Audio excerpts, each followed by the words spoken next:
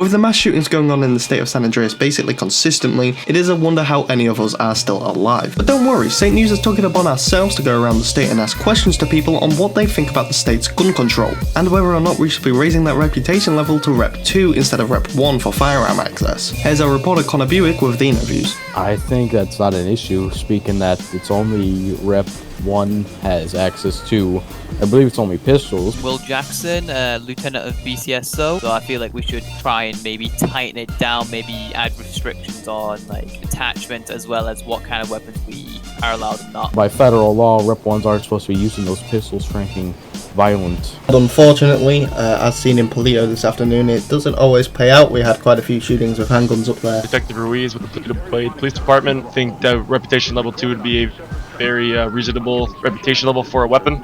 It's not hard to achieve, and I think that would be a good solution on a lot of this gun violence.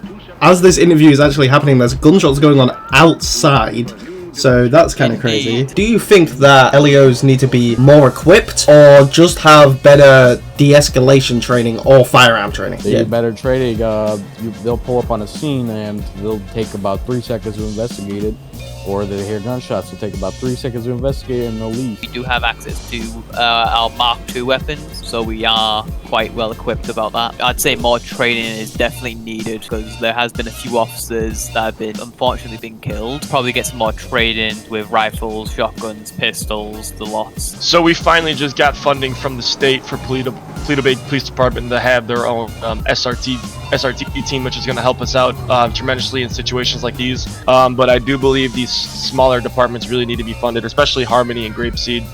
They need to have better de-escalation training. They don't need to be coming out of seat, escalating and being an asshole to everyone. They're there to protect and serve, not be disrespectful and abuse their power. Every law enforcement officer goes through training in situations and scenarios like these, but you can really never prepare yourself for the real life scenario. It definitely is a scary scenario. That's why I believe we just need to get started doing stricter gun laws on this. On the weapons out here. What do you think about the multiple mass shootings happening in the state? Do you think that's an issue due to gun control, or do you think that's just something that LEO needs to work on with response times? Oh, I think LEO needs to enforce the law better. I mean, someone will rob a bank and no LEO will show up. It's like the Purge all over again. And now it's time to tell us what you guys think. On our website, there is a message button in the corner of every page, or on our new Discord linked on the website. That's all for today. I've been your anchor, Connor Buick, and I thank you for tuning in.